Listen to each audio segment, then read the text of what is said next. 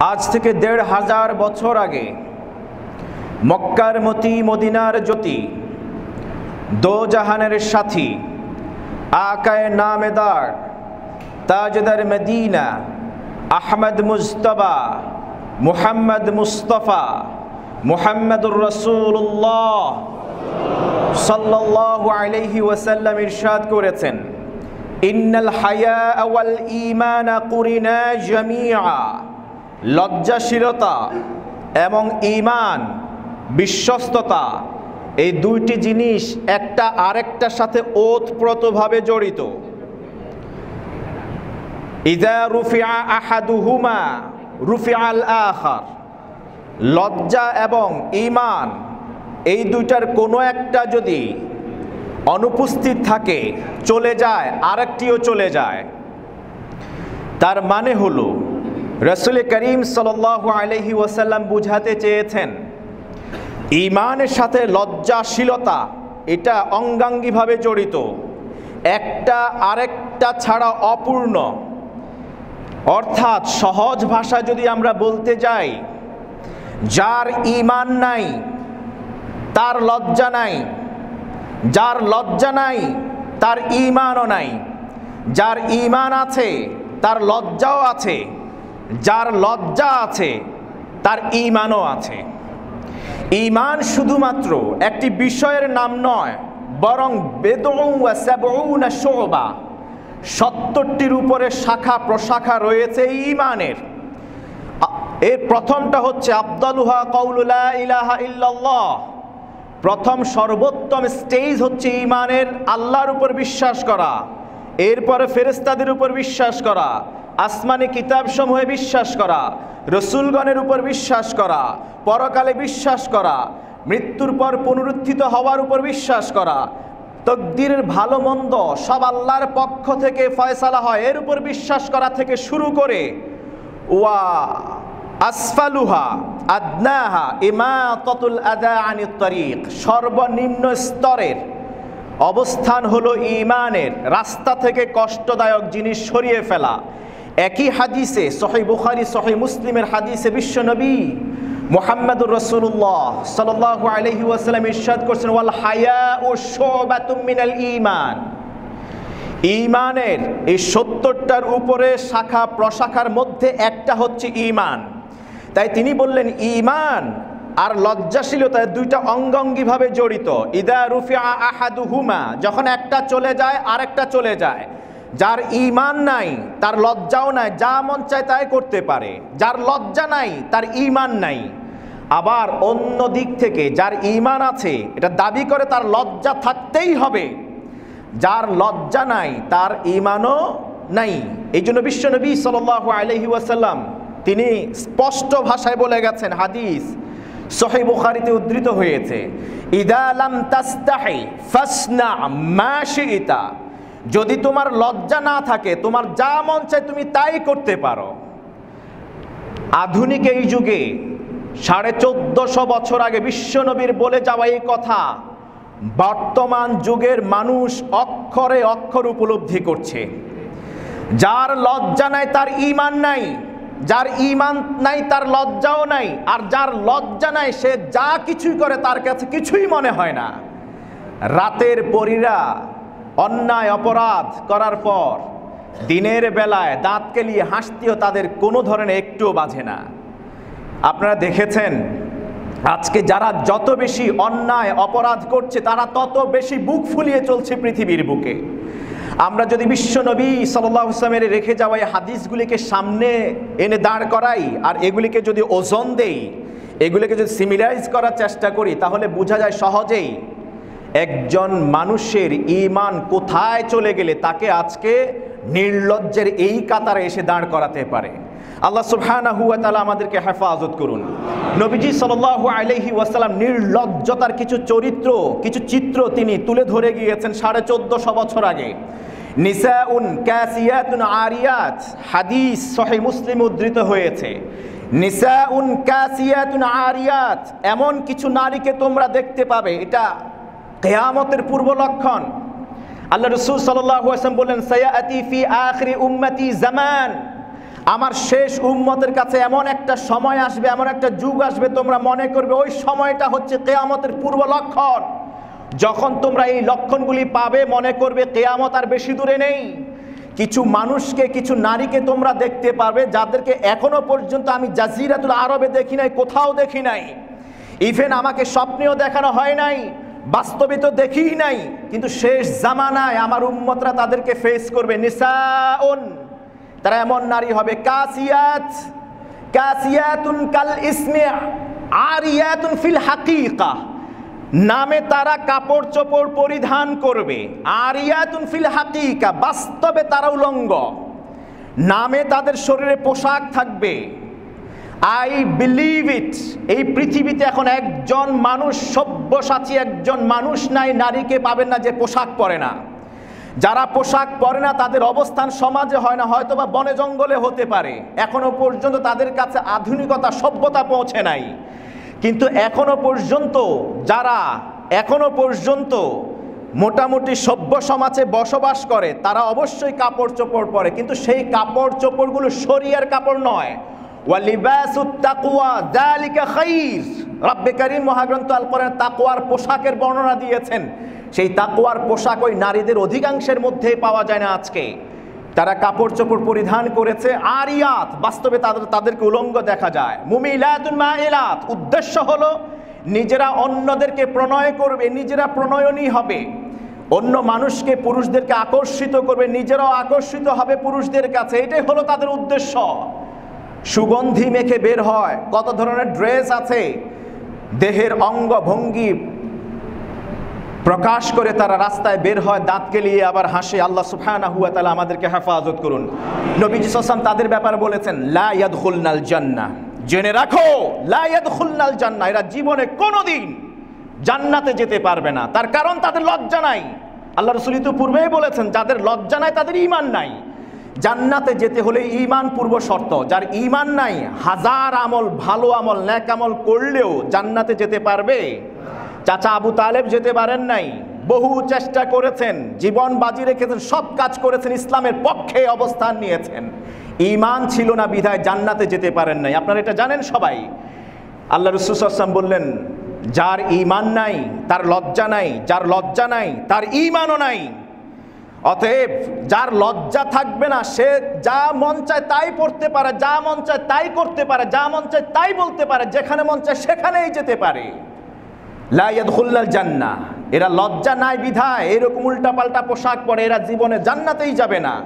ওয়ালা ইয়াজিদনা রিহাহা, ওয়ালা ইয়াজিদনা রিহাহা, তারা জান্নাতের ঘ্রাণও পাবে না। ওয়া ইন্না রিহাহা লা ইউজাদু মিন মাসিরাতি কাযা ওয়া কাযা, অথচ জান্নাতের সুঘ্রাণ বহু দূর থেকে পাওয়া যাবে। বিশ্বনবীর এক হাদিস আরেক হাদিসের ব্যাখ্যা করে কত দূর থেকে জান্নাতের সুঘ্রাণ পাবে। আল্লাহ রাসূল সাল্লাল্লাহু আলাইহি ওয়াসাল্লাম বলছেন, ওয়া ইন্না রিহাহা লা ইউজাদু মিন মাসিরাতি 500 আম, 500 বছরের রাস্তা দূরত্বে অবস্থানকারী কোনো মানুষও জান্নাতের সুঘ্রাণ তারা পেতে থাকবে। সুবহানাল্লাহ, 500 বছরের রাস্তা দূরত্ব। অন্য হাদিসে এসছে 70 খরিফান লা ইউজাদু রিহুহা মিন 70 খরিফান, 70 খরিফ দূরত্ব থেকে। ওয়াল খরিফু মা বাইনাল মাশরিকি ওয়াল মাগরিব, এক খরিফ দূরত্ব হলো পূর্ব থেকে পশ্চিম দিক দিগন্ত জুড়ে যত দূরত্ব আছে এটা হলো এক খরিফের রাস্তা। এইরকম 70 খরিফ দূরত্বে অবস্থান করা মানুষও জান্নাতের সুঘ্রাণ পাবে। বাট যারা লজ্জাহীন, যাদের লজ্জা নাই, কাপড় চোপড় এলোমেলো পরিধান করে অশ্লীল কাজ করার পরেও দিব্যি চলে, কোনো অনুতপ্ত হবার কোনো চিহ্নই তার মুখে দেখা যায় না, এরা তো জান্নাতে যাবেই না। জান্নাত থেকে এত দূরে অবস্থান করবে, 500 বছরের দূরত্ব রাস্তায় অবস্থানকারী ব্যক্তিও যদি জান্নাতের সুঘ্রাণ পায়, এই মানুষ, এই নারীগুলা কখনো জান্নাতের সুঘ্রাণও পাবে না। আল্লাহ তাআলা আমাদের নারীদেরকে হেফাজত করুন। নারীদেরকে আমরা এত ভালোবাসি, আমার স্ত্রীটাকে, আমার মেয়েটাকে আমি আমার জানের চেয়ে বেশি ভালোবাসি, আমার মাটাকে আমি আমার জীবনের চেয়ে বেশি ভালোবাসি। সেই নারী, সেই মা, সেই স্ত্রীকে কি করে আমি ঘরের কর্তা হই, আমি স্বামী হই, আমি বাবা হই, আমি সন্তান হই, কি করে আমার মা বাবাকে জান্নাত থেকে এত দূরে আমি রাখতে পারি? অবাধে কিভাবে তাদেরকে এভাবে দিনে রাতে এইভাবে উল্টাপাল্টা চলাফেরা করতে আমি দিতে পারি, আমার বুঝে আসে না। অথচ মায়া কান্না কাঁদি, আমি এই পৃথিবীতে আমার যত উপার্জন সব কিছু শেষ করে দেই তাদের পিছনে, কিন্তু আখেরাতের ব্যাপারে আমার কোনো চিন্তা নাই। আমি কোনো ভাবছি না আমার মা, আমার বোন, আমার একটু বেখেয়ালির কারণে, শাসনের অভাবে, পরামর্শ দেওয়ার অভাবে, নার্সিং করার অভাবে আমার মা বাবারা, আমার মা বোনেরা, স্ত্রীরা এভাবে বেহায়া ব্যাপাল্লায় চলছে। আমি তাদেরকে কোনো বাধা দিচ্ছি না, আর আমি বলছি তাদেরকে অনেক বেশি ভালোবাসি, আমি তাদের জন্য মায়া কান্না কাঁদি। আল্লাহ তাআলা আমাদেরকে হেফাজত করুন, সঠিক বুঝ দান করুন। মুআজ্জাজ হাজিরিন, নবীজি সাল্লাল্লাহু আলাইহি ওয়াসাল্লাম, হাদিস তিরমিজি শরীফে উদ্ধৃত হয়েছে সহিহ সূত্রে, আল্লাহ রাসূল সাল্লাল্লাহু আলাইহি ওয়াসাল্লাম একদিন বললেন, মান জাররা সাউবাহু খুয়ালা, মান জাররা সাউবাহু খুয়ালা লাম ইয়ানজুরিল্লাহু ইলাইহি ইয়াউমাল কিয়ামাহ। যেই ব্যক্তি অহংকার বশত নিজের গার্মেন্টস, লোয়ার গার্মেন্টসকে, প্যান্ট, পায়জামা, লুঙ্গি এগুলিকে মাটি চেঁচিয়ে চলবে, যে অহংকার বশত নিজের লোয়ার গার্মেন্টসকে, অর্থাৎ লুঙ্গি, পাজামা, প্যান্ট, পাঞ্জাবি নয়, লুঙ্গি, পাজামা, প্যান্ট এগুলিকে নিজে চেঁচিয়ে চলবে, মাটির সাথে চেঁচিয়ে চলবে, লাম ইয়ানজুরিল্লাহু ইলাইহি ইয়াউমাল কিয়ামাহ, কিয়ামতের দিন হাসরের ময়দানে আল্লাহ তাআলা তার দিকে রহমতের দৃষ্টিতে তাকাবেন না, আল্লাহ তার দিকে নজরে দিবেন না, তার কি হচ্ছে না হচ্ছে আল্লাহ সেদিকে কোনো খবর নেবেন না, একবার তাকাবেন না তার দিকে। উম্মাহাতুল মুমিনিন তারা সবাই বেদিশা হয়ে গেলেন, হয়রান পেরেশান হয়ে গেলেন। পুরুষরা তো উপরে পড়বে, কিন্তু নারীদের কি হবে? এই হাদিসে কিন্তু পুরুষ নারী আলাদা করে বলা হয় নাই। আল্লাহ রাসূল বলেন, মান জাররা সাউবাহু খুয়ালা, যে অহংকার বশত, চাই সে পুরুষ হোক আর নারী হোক, দুইটাই সম্ভাবনা রাখে, যে অহংকার বশত কাপড় চেঁচিয়ে চলবে, আল্লাহ তার দিকে হাসরের ময়দানে তাকাবেন না। উম্মাহাতুল মুমিনিনরা, নারী শ্রেণীর আল্লাহ রাসূলের দরবারে এসে তাৎক্ষণিক হাজির, তাদের স্বামীদের কাছ থেকে হাদিস শোনার পর সবাই এসে আল্লাহ রাসূলের দরবারে হাজির। ইয়া রাসূলুল্লাহ, উম্মু সালামা রাদিয়াল্লাহু তাআলা আল্লাহ রাসূল সাল্লাল্লাহু আলাইহি ওয়াসাল্লামকে প্রশ্ন করে বসলেন, ইয়া রাসূলুল্লাহ ফাকাইফা ইয়াসনা'না আন-নিসাআ বিযুয়ুলিহিন্না, ইয়া রাসূলুল্লাহ, তাহলে নারীরা তাদের কাপড়ের আঁচল, নিচের অংশ, এটা নিয়ে কি করবে? নারীরা তাদের অংশ নিয়ে কি করবে? পুরুষদের কথা বুঝলাম, তারা উপরে তুলে পড়বে, কিন্তু নারীরা কি করবে এই ক্ষেত্রে? আল্লাহ রাসূল সাল্লাল্লাহু আলাইহি ওয়াসাল্লাম বললেন, নারীদের ক্ষেত্রে আলাদা অ্যাডভাইস আছে। ইউরখিনা শিবরান, নারীদের জন্য আমার উপদেশ হলো, কাপড় পরবে, যাই পড়ুক না কেন, পায়ের নিচে এক বৃহৎ পর্যন্ত তারা চেঁচিয়ে পড়বে, নারীরা এক বৃহৎ চেঁচিয়ে পড়বে। উম্মাহাতুল মুমিনিনগণ, উম্মু সালামা রাদিয়াল্লাহু তাআলা আনহা তখন এই কথা বলেন না, ইয়া রাসূল, এটা কত সেকেলি কথাবার্তা আপনি বলছেন, এটা কি করে সম্ভব? এই মরুভূমির রাস্তায় যখন আমরা চলতে যাব, দিনের আলোয় রাতের আঁধারে উঁচা নিচা রাস্তা, এই বন্ধুর পথ কিভাবে অতিক্রম করব? যদি অন্ধকারে চলতে যাই, পায়ের সাথে কাপড় পেঁচিয়ে হোঁচট খেয়ে তো পড়েও যেতে পারি, এটাকে একটু রুখসা দিন, আর একটু কম করে দিন। সবাই ভেবেছিলেন এইটা বলবেন, কিন্তু না, উম্মুল মুমিনিন আম্মাজান উম্মু সালামা রাদিয়াল্লাহু তাআলা আনহা তিনি কি বললেন? ইয়া রাসূলুল্লাহ, আমরা যদি কখনো উঠতে যাই, সওয়ার হতে যাই, উঁচু নিচু কোথাও, যখন রাস্তা তো এমনিতে উঁচু নিচু, এক জায়গা থেকে আরেক জায়গায় উঠতে গেলে তো এক বৃহৎ কাপড়ও যদি আমরা চেঁচিয়ে দেই, তারপরে তো আমাদের পায়ের নিচের অংশ প্রকাশমান হয়ে যাবে, আমরা তখন কি করব? ইয়া সুবহানাল্লাহ, ইয়া সালাম, কি ঈমান তাদের!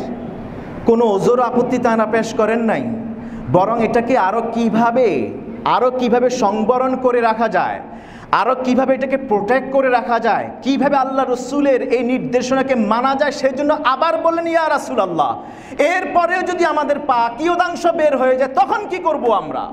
আল্লাহ রসুল সাল্লাল্লাহু আলাইহি ওয়াসাল্লাম বলেন, ফায়ুরখিনাহু যিরান, ফায়ুরখিনাহু যিরান, যে আশঙ্কা করবে এক বৃহৎ নারীদের কাপড় চেঁচিয়ে দেওয়ার পরেও পা প্রকাশমান হয়ে যাবে, তার জন্য অতটুকু আমি বলছি, সে এক হাত পর্যন্ত চেঁচিয়ে চলতে পারবে। ওয়ালা ইয়াজিদনা আলাই, লা ইয়াজিদনা আলাই, এক হাতের বেশি যেন সে চেঁচিয়ে না চলে, এরপরে আর জায়েজ নাই।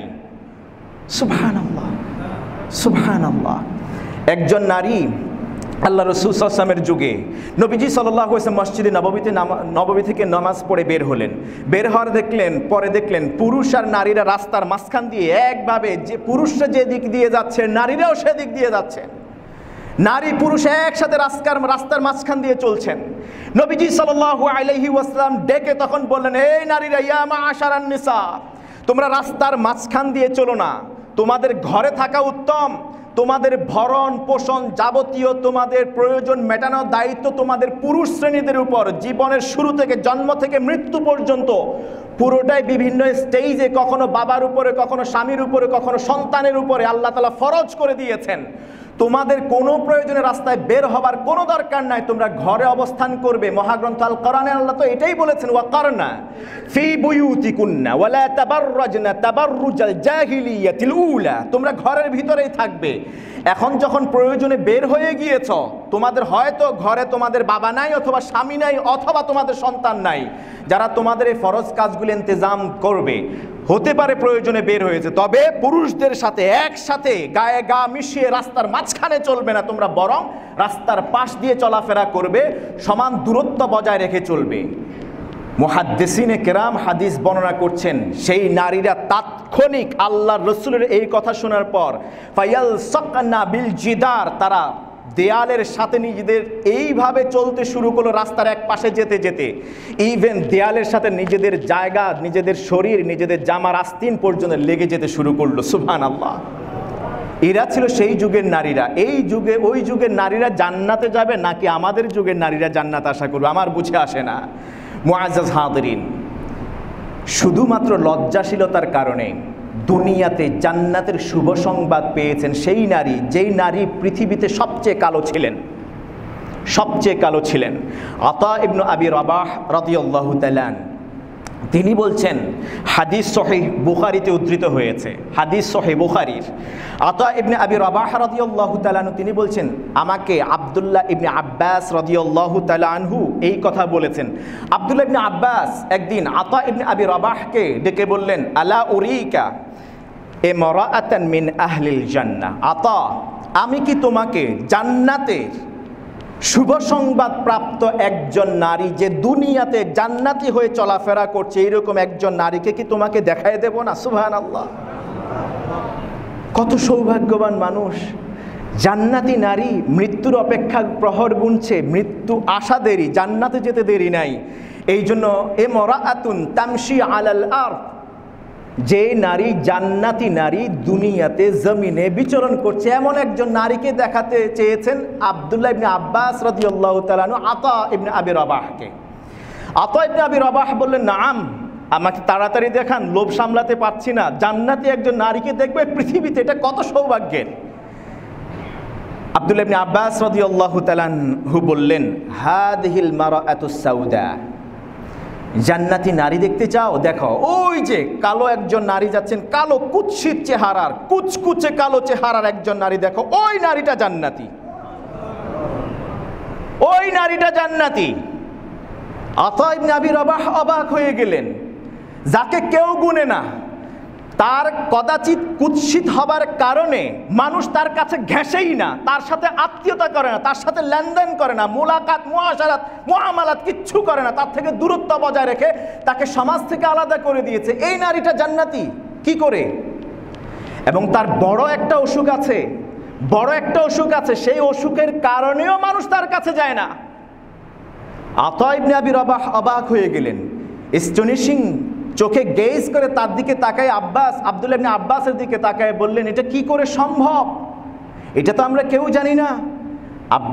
ইবনে আব্বাস রাদিয়াল্লাহু তাআলা তিনি বললেন, আতাত আন-নবী সাল্লাল্লাহু আলাইহি ওয়াসাল্লাম, এই কালো মহিলাটা একদিন আল্লাহ রাসূল সাল্লাল্লাহু আলাইহি ওয়াসাল্লামের দরবারে আসছিলেন। আল্লাহ রাসূল সাল্লাল্লাহু আলাইহি ওয়াসাল্লামের দরবারে এসে বললেন, ইয়া রাসূলুল্লাহ ইন্নী উসরা, ইয়া রাসূলুল্লাহ আমার তো এলিপসি রোগ আছে।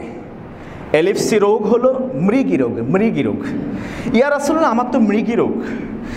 ওয়া ইন্নী আতাকাশাফ, আমার যখন মৃগী রোগটা স্টার্ট হয় মাঝে মাঝে এটা দেখা দেয়, যখন দেখা দেয় আমার শরীরের কাপড় আমার শরীরে থাকে না, ওই সময় আমার শরীর থেকে কাপড় ছড়ে যায়। ফাদউল্লাহ আলী, ইয়া রাসূলুল্লাহ আমাকে যখন মৃগী রোগ দেখা দেয় তখন তো আমার হুঁশ থাকে না, আমার হিতে হিত জ্ঞান থাকে না। আমার জ্ঞান থাকলে আমার শরীর থেকে কাপড় সরে যেতে পারতো না। ওই সময় আমার শরীর থেকে কাপড় সরে যায়, আপনি আল্লাহ তাআলার কাছে একটু দোয়া করুন আমার জন্য, আল্লাহ তাআলা যেন আমার কাপড় সরিয়ে না দেন। নবীজি সাল্লাল্লাহু আলাইহি ওয়াসাল্লাম কিছু সময় চুপ করেছিলেন। কত বড় ঈমানের অধিকারী হলে এইটুকুন পর্যন্ত আল্লাহ রসুলের কাছে উপস্থাপন করতে পারেন। আল্লাহ রসুল হতভম্ব হয়ে গেলেন। ঈমানের ওয়েট দেখে আল্লাহ রসুল চুপ করে গেলেন। এরপরে নবীজি সাল্লাল্লাহু আলাইহি ওয়াসাল্লাম বললেন, ইন শিইতি সাবারতি ওয়ালাকিল জান্নাহ। কালো মহিলা, তুমি যদি ধৈর্য ধারণ করতে পারো তোমার জন্য জান্নাত রয়েছে। ওয়া ইন শিইতি দাআউতুল্লাহ আন ইউআফিক। যদি তুমি চাও আমি তোমার জন্য দোয়া করব, আল্লাহ তোমার এই রোগ দূর করে দিয়ে তোমাকে সুস্থ করে দিবেন। তুমি কোনটা চাও? জান্নাতে যেতে চাও নাকি পৃথিবীতে সুস্থ হয়ে বেঁচে থাকতে চাও? খেয়ার দিলেন, you have the right to choose between two options. দুইটার যে কোনো একটা বেছে নাও, কোনটা নিবে? তুমি কি ধৈর্য ধারণ করে জান্নাতে যেতে চাও, নাকি তুমি পৃথিবীতে সুস্থ হয়ে বেঁচে থাকতে চাও? আমি যদি দোয়া করি আল্লাহ তাআলা তোমার রোগ দূর করে দিবেন, কোনটা চাও তুমি? আপনি হলে কি করতাম? নগদ যা পাও হাত পেতে নাও, বাকির খাতা শূন্য থাক। পরকাল আনসিন, আননোন, আনডেপিক্টেড, ওটা পরের কথা পরে দেখা যাবে, পরে চাই নিমনি আল্লাহর কাছে, আগে যেটা পাই সেটা নেই, আগে সুস্থ হই। না, এই কালো মহিলা আল্লাহ রসুলের কাছে বলেন না ইয়া রাসূলুল্লাহ, বরং বলেছেন ইন্নী আসবির। ইয়া রাসূলুল্লাহ, আমি আপনার কাছে আমার রোগ এর মুক্তির জন্য প্রার্থনা বা দোয়া চাইতে আসি নাই। আমার এই রোগ আল্লাহ আমাকে খুশি হয়ে আমাকে দিয়েছেন, আমার আল্লাহ আমার উপর সন্তুষ্ট বলেই আমাকে এই রোগ দিয়েছেন। যে আল্লাহ আমাকে এত মাহাব্বা করেন, আমি কি করে সে আল্লাহর উপর অসন্তুষ্ট হতে পারে? তার ফয়সালা কিভাবে অসন্তুষ্ট হব? ইন্নী আসবির, আমি আমার মৃত্যুর আগ পর্যন্ত ধৈর্য ধারণ করব, আমি সুস্থতা চাই না। ইয়া রাসূলুল্লাহ ইন্নী আতাকাশাফু, আমি এসছি তো মৃগী রোগ হয়ে গেলে আমার কাপড় সরে যায়, আমার লজ্জাস্থান উন্মুক্ত হয়ে যায়, ওই সময় আমার হুঁশ থাকে না। ফাদউল্লাহ আলী, আমাকে এই জন্য দোয়া করুন আপনি আমার জন্য, যাতে করে আল্লাহ তাআলা মৃগী রোগে পড়লেও আল্লাহ যেন আমার কাপড় সরিয়ে না দেন।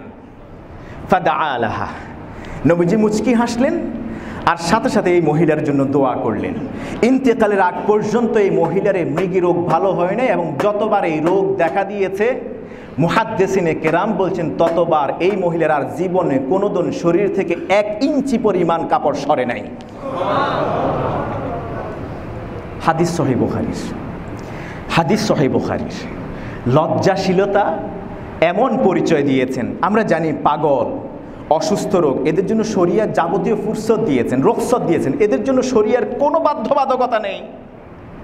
অথচ এই মহিলা ওই সময় নিজের লজ্জাস্থানকে হেফাজত করবার জন্য আল্লাহ রসুলের কাছে এসে দোয়া চাইলেন। আল্লাহ রসুল দোয়া করলেন, আল্লাহ তাআলা দোয়া কবুল করে নিলেন। মৃত্যুর আগ পর্যন্ত তার আর কাপড় সরে নাই।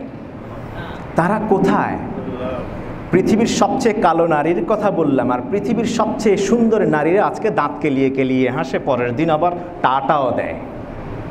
আল্লাহ আমাদেরকে হেফাজত করুন। আজকে অবস্থা হয়ে গেছে এরকম, যারা চরিত্র বিনির্মাণ করে গঠন করে তাদেরকেই অত্যাচার নির্যাতন করা হচ্ছে। যারা চরিত্র ধ্বংস করে, চরিত্রকে সমাজটাকে ধ্বংস করে দিচ্ছে, তাদেরকে পুরস্কৃত করা হচ্ছে। আল্লাহ তাআলা আমাদেরকে হেফাজত করুন, সত্য বুঝার তৌফিক দান করুন। আর কতদিন অন্ধ থাকবেন? আর কতদিন অন্ধ থাকবেন? খোদার কসম করে বলছে, আমি মরবো আপনারাও মরবেন, আমি মরবো আপনারাও মরবেন। ইয়াউমাল তাকাল ইয়াউমাল জামান, সেই দিন প্রত্যেকে কিন্তু এক আল্লাহর দরবারে হাজিরা দিতে হবে। যদি সত্য গোপন করেন, চক্ষু থাকা সত্ত্বেও যদি সত্যকে না দেখেন, উপেক্ষা করে যান, আল্লাহর আসামির কাঠগড়ায় দাঁড়িয়ে জবাব দিতেই হবে। আর কত এভাবে অবুঝ, না জানা, না দেখার মতো চুপ করে থাকবেন? অন্তত সত্যের পক্ষে অবস্থান নেন। আল্লাহ তাআলা আমাদেরকে নবীদের উত্তরাধিকারী বানিয়েছেন। এই উম্মতে মুহাম্মদীকে সৃষ্টি করার পর কোন নবী কোন রাসূলকে আল্লাহ তাআলা আর পাঠান নাই। আমাদের উপর আল্লাহ তাআলা ইতিমাদ রেখেছেন, ভরসা রেখেছেন। সব নবী রাসূলকে যে দায়িত্ব আল্লাহ তাআলা দিয়েছিলেন, আল আমর বিল মারুফ ওয়ান নাহি আনিল মুনকার, সৎ কাজের আদেশ অসৎ কাজে বাধা দেয়া, উম্মতে মুহাম্মদীকে সেই নবী রাসূলদের দায়িত্ব দেওয়ার পর আল্লাহ তাআলা নবী রাসূলকে প্রেরণ বন্ধ করে দিলেন। আর আমাদেরকে এই দায়িত্ব কিয়ামত পর্যন্ত নির্বাহ করবার জন্য, এই দায়িত্ব বহন করে মানুষকে ঠিক রাখার জন্য, সমাজকে পরিশীলিত করবার জন্য আল্লাহ তাআলা এই দায়িত্ব আমাদেরকে দিয়েছেন। আপনি যদি এই দায়িত্ব থেকে পিছপা হন, অন্ধ হয়ে বসে থাকেন, আলাইয়া আউযু বিল্লাহ, আল্লাহর কাছে পানাহা চাই। আল্লাহ তাআলা আমাদের সবাইকে হেফাজত করুন, সবাইকে হেফাজত করুন। আল্লাহ তাআলা আমাদেরকে সঠিক বুঝ দান করুন। মুআজ্জাজ হাদিরিন, জন্ম দেন কে? মৃত্যু কার হাতে? আবার হাসরের ময়দানে উপস্থাপন করবেন কে? আল্লাহ সুবহানাহু ওয়া তাআলা সূরা আল জাসিয়ার 26তম আয়াতে বলছেন, কুলিল্লাহ, নবী হে আপনি বলুন, ইউহয়িকুম, আল্লাহু ইউহয়িকুম, আল্লাহ তোমাদের জীবন দেন, সুম্মা ইউমীতুকুম, তিনি তোমাদের মৃত্যু দেন, সুম্মা ইয়াজমাউকুম ইলা ইয়াউমিল কিয়ামাতি লা রাইবা ফিহি, জন্ম জীবন দেন আল্লাহ, মৃত্যু দেন আল্লাহ, এরপরে হাসরের ময়দানে তিনি তোমাদেরকে একসাথ করবেন, এক জায়গায় অবস্থান গ্রহণ করাবেন, লা রাইবা ফিহি, এখানে বিন্দু মাত্র সন্দেহের লেশ নাই। ওয়ালাকিন্না আকসারান নাসি লা ইয়ালামুন, অথচ অধিকাংশ মানুষই এইটা বুঝতে চেষ্টা করে। আজকে যদি আমাদের দেশের অন্যায় অপরাধ নির্বিচারে মানুষের উপর জুলুম ব্যভিচার যারা করছে, তারা যদি এইটুকু অন্তত তাদের এই নলেজটা থাকতো যে হ্যাঁ, আমাদের জীবনদাতা আল্লাহ, মৃত্যুদাতাও আল্লাহ, এবং আমাদেরকে আল্লাহর আসামির কাঠগড়ায় দাঁড়াতে হবে, তাইলে কি আর বাংলাদেশও সারা বিশ্বের চিত্র কি আজকে এরকম হতো? এইরকম হবার ছিল না। অবশ্যই আল্লাহ তাআলার সামনে আসামির কাঠগড়ায় আমাকে আপনাকে দাঁড়াতে হবে। এমন দিনকে, ওয়াত্তাকু ইয়াওমান তুরজাউনা ফীহি ইলাল্লাহ, ওয়াত্তাকু ইয়াওমান তুরজাউনা ফীহি ইলাল্লাহ, ওই দিনটাকে ভয় করুন যেই দিন আল্লাহর কাছে আমাদের সবাইকে প্রত্যাবর্তিত হইতে হবে। যেই দিনের ব্যাপারে আল্লাহ রাসূল সাল্লাল্লাহু আলাইহি ওয়াসাল্লাম বলেছেন, তাদনু শামসু মিনাল আরদ, তাদনু শামসু মিনাল আরদ, সূর্য জমিনের কাছাকাছি চলে আসবেন, কাছাকাছি। হাদিস সহিহ আত-তারগীব ওয়াত-তারহীব নামক গ্রন্থে উদ্ধৃত হয়েছে। ফায়ারিকুন নাস, সূর্য যখন রোদ দেয়, এই যে এসির ভিতরে, সম্ভবত এসি চলছে না অফ আছে? এসি চলছে, এরপরেও কিন্তু আমি ঘামাচ্ছি। এসি চলছে, আমি ঘামাচ্ছি। বারান্দায় যারা বসছেন এসি নেই ঘামাচ্ছেন, উপরে যারা বসছেন এসি নেই ঘামাচ্ছেন, বাহিরে যারা আছেন ঘামাচ্ছেন। সূর্য কত দূরে? এই সূর্যটাই হাসরের ময়দানে তাদনু মিনাল আরদ, জমিনের কাছাকাছি চলে আসবে। কামিকদারি মিলিন, কেউ বলছেন 1 মাইল দূরত্বে অবস্থান করবে। 1 মাইল দূরত্ব কতটুকু? অল্প একটু জায়গা। ফায়ারিকুন নাস, সূর্যের প্রখরতার রোদের কারণে ইয়ারিকুন নাস, মানুষগুলি ঘামাতে থাকবে। আমি আপনি সবাই ঘামাবো সেই দিন। ঘামাতে ঘামাতে আমাদের কারো ঘাম নিঃসরিত হতে হতে, ঝরতে ঝরতে কারো টাকনুর নিচ পর্যন্ত যাবে, টাকনুর নিচের বাকি অংশটুকু ঘামের নিচে।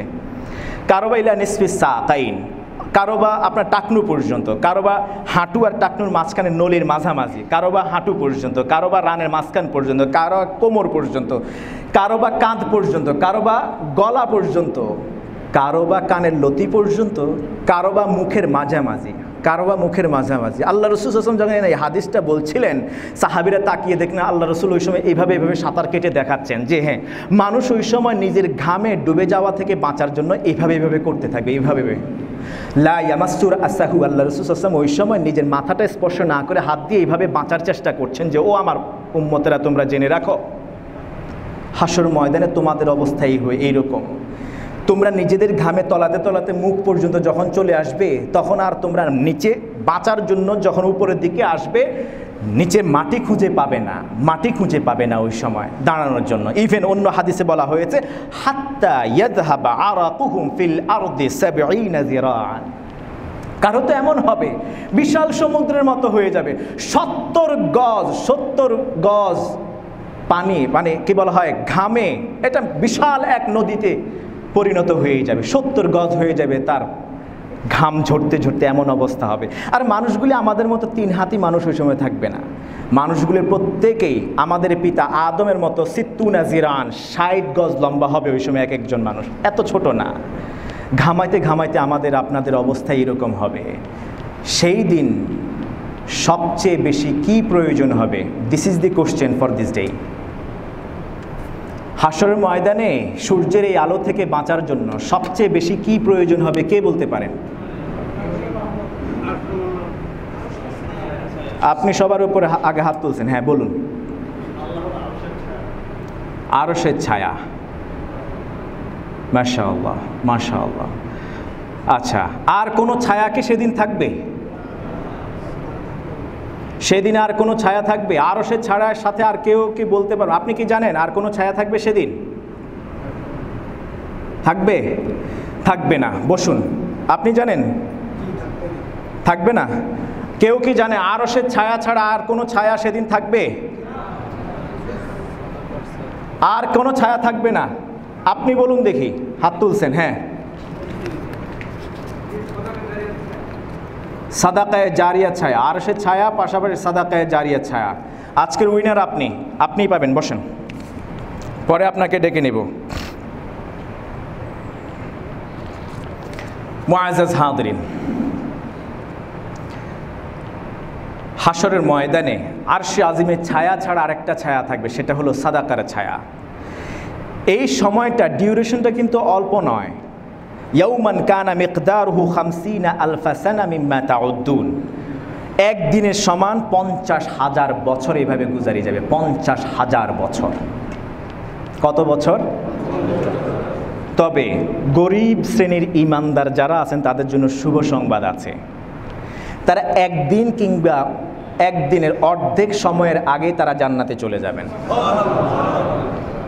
এবারে বলেন, যারা গরিব অসহায় তারা কি খুশি নাকি নারাজ? অনেকে মনে করে যে আমারে সম্পদ দেয় নাই, আমারে বঞ্চিত করছে, কি হইল? তাইলে একটা কাল্পনিক গল্প শোনাই আপনাদেরকে। সময় আছে তো না? ইনশাআল্লাহ। ছোট একটা গল্প। ছাত্র এসে ওস্তাদকে বললেন, হাশরের ময়দানে আল্লাহ তাআলা আমলনামার হিসেব, আমাদের আমলনামার মধ্যে গুরুত্বপূর্ণ পার্ট হলো আমাদের সম্পদের হিসাব কিভাবে নেবেন। ওস্তাদ কিছু সময় চুপ করে অপেক্ষা করছিলেন, ভাবছেন কি করা যায়। কিছুক্ষণ পরে পকেট থেকে 266 টাকা বের করলেন, গুনে গুনে 266 টাকা পেলেন। প্রশ্নকারী ছাত্রসহ আরও 6 জন, মোট 7 জনকে ডাকলেন। ডেকে একেবারে দূরে যে অবস্থান করছে, যাকে তিনি খুব বেশি পছন্দ করেন না, কথাও শুনেন না বেশি একটা, পড়াশোনাও বেশি করেন না, তাকে ডেকে 100 টাকা দিলেন। পরের জনকে ডেকে 75 টাকা, তারপরের জনকে ডেকে 50 টাকা, তারপরের জনকে ডেকে 25 টাকা, তারপরের জনকে ডেকে 10 টাকা, তারপরের জনকে 5 টাকা, বাকি থাকে 1 টাকা। যে প্রশ্ন করছে, ক্লাসের ফার্স্ট বয়, যে সবচেয়ে বেশি নামাজ পড়ে, ইবাদত করে, ওস্তাদের কথা শুনে, পিতামাতার অনুগত বাধ্যগত, এই ছাত্রটাকে ডেকে সর্বশেষে ওস্তাদ 1 টাকার একটা কয়েন ছিল, 266 টাকার 265 টাকা, এর মধ্যে শেষ 1 টাকার কয়েনটা ওই ছেলেটাকে দিল, ফার্স্ট বয়কে। ছেলে তো মহা খুশি। আমি নামাজ পড়ি, ওস্তাদের কথা শুনি, ক্লাসের ফার্স্ট বয়, আমার চরিত্র ভালো, মা বাবার অনুগত, সবার সাথে ভালো ব্যবহার করি, আমি ইবাদত বন্দেগী মাশাআল্লাহ ভালো করি। তো এইগুলা যারা 100 টাকা সবচেয়ে বেশি দিছে, ওইটা তো কোনোদিন নামাজ পড়তেও দেখি না, মাঝে মাঝে গ্যাপও দেয়, পড়াশোনা করে, ক্লাসের লাস্ট বেঞ্চে বসে, এইটার 100 টাকা দিল আর আমার 1 টাকা দিল, সবার সামনে আমাকে এভাবে অপমান করছে। পাশে একটা দাঁতকে নিয়ে হাসে, তোর রোল 1 তো এই জন্য তোর 1 দিছে। কথা বুঝেন না? আর ওর রোল 100, এই জন্য ওরে 100 দিচ্ছে। ও তো মহা অখুশি, আর ওরা তো মারাত্মক খুশি। ওস্তাদ এবার মাজমা ভেঙে দিলেন। যাওয়ার সময় বললেন, ছাত্ররা শোনো, আগামী সপ্তাহে জুমাবার বাদ জোহর আমাদের ক্যান্টিনে তোমরা সবাই দেখা করবে, আমি সেখানে তোমাদের জন্য অপেক্ষা করব। তবে তোমরা খরচ করবে, কোথায় কোথায় একটু হিসাব রাখিও। ক্যান্টিনে সবাই যথারীতি হাজির। আগামী পরের জুমার পরে সবাই হাজির ক্যান্টিনে। ওস্তাদ এবার 100 টাকা যাকে দিয়েছেন তাকে বললেন, এদিকে আয়। বাবুর্চিকে বললেন, গরম তাওয়াইটা নিয়ে আয়। গরম তাওয়াইটা নিয়ে আসছে, বড় তাওয়াই গরম করে উত্তপ্ত করে নিয়ে আসছে। 100 টাকা যাকে দিয়েছে বললেন যে উঠ। এটার উপরে উঠে এবার তুই 100 টাকা যে গত এক সপ্তাহ ধরে কোথায় কোথায় খরচ করছো, কোন কোন টাকা দিয়ে, কয় টাকা দিয়ে কি কিনছো, সব হিসাব দে। 100 টাকা হিসাব কি অল্প সময়ে হয় নাকি? বাচ্চা পোলাবেন তো 100 টাকা হিসেব দিতে দিতে অনেক সময়, একবার এই পায়ের উপরে দাঁড়ায়, আরেকবার ওই পায়ের উপরে দাঁড়ায়, পা তাওয়াই তো গরম, পা তো জ্বলে যাইতেছে। 100 টাকার হিসাব দিলেন বহুত কষ্টে, দীর্ঘ সময় গেল। 75 টাকাওয়ালাকেও ডাকলেন, দীর্ঘ সময় নিল। এরপরে 50, 25, 10, 5 পর্যন্ত ডাকলেন। সবাই যার টাকার ভলিউম যত বেশি তত বেশি সময় নিল। এবার 1 টাকাওয়ালাকে ডাকলেন। ডাকার পরে তিনি বললেন, তুই উঠ এবার 1 টাকার হিসাব দে। ও দাঁত কেলিয়ে হাসা বলতেছে, 1 টাকার হিসাব? 1 লাফ দিয়ে উঠছে, 1 পায়ের উপরে দাঁড়িয়ে বললো যে 1 টাকা দিয়ে আমি ওই 1 টাকার বাদাম কিনছিলাম, ওইটাই খাইছি। নাম নাইমা গেছে। ও নাইমা নাইমা হাসতেছে। তখন ওস্তাদ বললেন, তুই যে ওই দিন রাগ করছিলি তোকে 1 টাকা দেওয়ার কারণে, তুই মনে করছিস তোকে আমি কম মহব্বত করি এই জন্য 1 টাকা দিছি? আমি যাকে মহব্বত করি তাকে কম দিছি আমি জানি। মিন আইনা ইকতাসাবাহু ওয়া ফীমা আনফাকাহু, প্রতিটা টাকা, প্রতিটা পেনি, প্রতিটা কয়েন কে কোথায়, কোন পথে, কখন, কোন সময়ে কাকে দিয়েছে, কোন পথে ব্যয় করেছে, প্রত্যেকটার পই পই হিসাব, পই পই হিসাব দিতে হবে। তাই আমি এখন তোকে ওই সময় মহব্বত করি বিধায় 1 টাকা দিছি, নাইলে তোকে 100 টাকা দিলে এখন ওই দেখ বাকিগুলোর দিকে তাকায় দেখ, কারো পা ঠিক নাই, সবগুলার পা জ্বলে খই ফুটে গেছে, তুই তো ঠিকঠাকই আছিস। সুবহানাল্লাহ। অতএব যাকে আল্লাহ সম্পদ কম দেন এটা মনে রাখতে হবে, এটা আল্লাহর বড় নিয়ামত। তারা ধনীদের আগে 500 বছর আগে জান্নাতে চলে যাবেন। সুবহানাল্লাহ। এবং তারা একদিনের অর্ধেক সময়ের আগেই জান্নাতে চলে যাবেন। প্রকৃত ঈমানদার যারা আছেন, প্রকৃত ঈমানদার, আল্লাহ রাসূল সাল্লাল্লাহু আলাইহি ওয়াসাল্লামকে সাহাবী এসে বললেন, হাদিস মুসনাদে আহমদে উদ্ধৃত হয়েছে, ইয়া রাসূলুল্লাহ 50,000 বছর একদিনের সমান, তাহলে সেই দিন এত দীর্ঘ সময় কিভাবে আমরা থাকবো? আল্লাহ রাসূল সাল্লাল্লাহু আলাইহি ওয়াসাল্লাম বলেন, ঈমানটাকে মজবুত করো, ঈমানটাকে মজবুত করো। যদি তোমার ঈমানটা মজবুত হয়, ওয়া ইন্নাহু লা ইউখাফফাফু আলাল মুমিন হাত্তা ইয়াকুনা আখাফফা আলাইহি মিন সালাতিন মাকতুবাতিন ইউসাল্লিয়াহা ফিদ দুনিয়া। 50,000 বছর একজন ইমানদারকে দাঁড়িয়ে থাকতে হবে না। কত সময় দাঁড়িয়ে থাকবে প্রকৃত একজন ইমানদার হাসরের ময়দানে? 50,000 বছরের দীর্ঘ এই দিন দাঁড়িয়ে থাকতে হবে না। ফজরের নামাজ কিংবা জোহর কিংবা আসর কিংবা মাগরিব কিংবা এশার সালাত আদায়, ফরজ সালাতটুকুন আদায় করতে যত সময় লাগে তার চেয়ে কম সময়ের মধ্যে তার হিসাব নিকাশ শেষ হয়ে সে জান্নাতে চলে যাবে। যদি আপনি প্রকৃত ঈমানদার হতে পারেন, 1 ওয়াক্ত ফরজ সালাত আদায় করতে, ফর এন এক্সাম্পল 2 রাকাত সালাত ফজরের আদায় করতে যে 5 মিনিট 10 মিনিট সময় লাগে, 5 মিনিট 10 মিনিটে হলো আপনার হাসরের ময়দানে অবস্থান, এর বেশি না। যদি আপনি আল্লাহর পথে ব্যয় না করেন, আল্লাহর পথে ব্যয় না করেন, যদি সাদাকায়ে জারিয়া না করেন, তাহলে তো আপনার ওই যে 100 টাকার মতো, সূর্য মাথার কাছে, জমিন তামা হয়ে যাবে, ঘামাতে ঘামাতে অবস্থা, যাকাত আদায় না করলে সাপ আসবে, পালানোর চেষ্টা করবে, তার গলায় গিয়ে উঠবে, আকরানাইন, তার মাথার উপরে 2টা দোরাকাটা দাগ থাকবে, গরুগুলি আসবে, ছাগলগুলি আসবে, উটগুলি আসবে, ভেড়াগুলি আসবে, সম্পদগুলি, টাকা পয়সাগুলি, কয়েনগুলি, সম্পদগুলি আসবে, টাকা পয়সাগুলি সব আগুনে উত্তপ্ত হয়ে আসবে। তার মানুষের জায়গা দখল করেছে, 7 জমিন পর্যন্ত যতটুকু দখল করেছে সবটুকু এসে তার গায়ের উপরে। এইভাবে 50,000 বছর, আরও পাশাপাশি আছে তার ঘামের নিচে 50,000 বছর তাকে অবস্থান করতে হবে। সেই দিন 2 ধরনের ছায়া ছাড়া আর কোনো ছায়া থাকবে না। 1 আরশে আজিমের ছায়া, একজন জবাব দিয়েছিলেন। 2 সাদাকায়ে জারিয়াত ছায়া, ওই যে উনি জবাব দিয়েছিলেন। 2টা ছায়া থাকবে। আরশে আজিমের ছায়ার নিচে অবস্থান করা ব্যক্তি, তিনি 7 শ্রেণীর মানুষ, এটা আমরা জানি। চ্যানেল এই গত দিনে সম্ভবত এই ছোট্ট আমলটা গিয়েছে, 7 শ্রেণীর মানুষ, গত সপ্তাহে আপনারা সেখান থেকে দেখে নিতে পারবেন। আর 1 শ্রেণীর মানুষ যারা ছায়ার নিচে স্থান পাবে তারা হলো সাদাকায়ে জারিয়া করনেওয়ালা। ফরজ সাদাকা ছাড়া, অর্থাৎ জাকাত ছাড়া অন্য নফল যে জাকাত বা সাদাকা দেয়, তারাও ইন্নাল মুমিনা তাহতা জিল্লি সাদাকাতিহি ইয়াউমাল কিয়ামাহ, আল্লাহ রাসূল সাল্লাল্লাহু আলাইহি ওয়াসাল্লাম বললেন, ইমানদার তার সাদাকার ছায়ার নিচে অবস্থান করবে হাশরের ময়দানে। সুবহানাল্লাহ। হাশরের ময়দানে এবার আপনার টাকা যদি 10 টাকা হয় সেই অনুযায়ী ছায়াটা এরকম পাবেন। একটা ছাতা কিনতে 400-500 টাকা লাগে, ঠিক কিনা বলেন? একটা ছাতা কিনতে কত লাগে? ভালো মানের ছাতা 150 টাকা দিয়ে একটা ছাতা কি আর এখন আপনারা কিনেন? হয়তো এটা বাচ্চা পোলাপানের খেলনার ছাতা হতে পারে।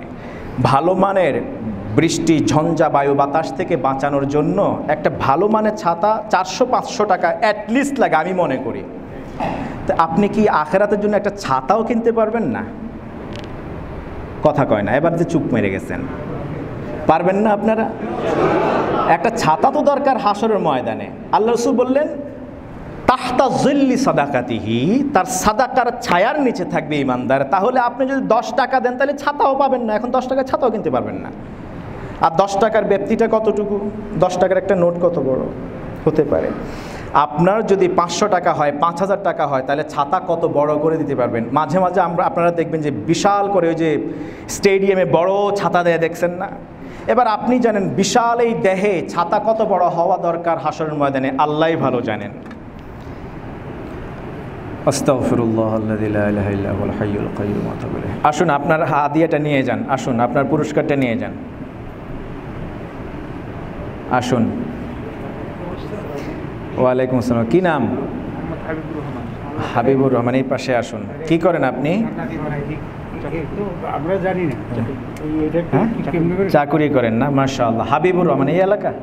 মাশাআল্লাহ, উনি সুন্দর জবাব দিয়েছেন আলোচনার আগে। আমি জানতাম না, কিছুই জানি না। আল্লাহ তাআলা হেফাজত করুন। আল্লাহ তাআলা আপনাকে জান্নাতুল ফেরদৌসে আল্লাহ তাআলা দাখিল করে দিক। আমিন আমিন আমিন। আল্লাহ জান্নাতুল ফেরদাউস নসিব করুন। মাশাআল্লাহ, ইলমে বারাকা দিন। জাযাকুমুল্লাহ খাইর।